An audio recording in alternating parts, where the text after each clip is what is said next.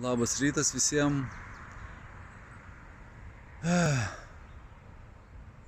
Įdomus jausmas, kai jautiesi toksai kaip apnuodytas pusiau.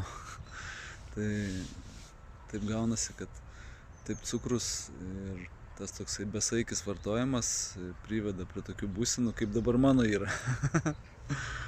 Tai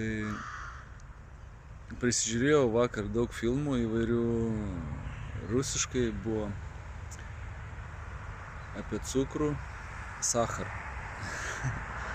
Tai, ten kosmosas iš tikrųjų yra. Tai, ką aš noriu parekomenduoti, jeigu kažkam yra sunku ir yra, tarkim, priklausomybė nuo kažko, tai tiesiog tuo metu, kai yra sunku, pasileisti tą video medžiagą, su žmogum pasikalbėti, kuris jau yra tą praėjęs ir palengvės.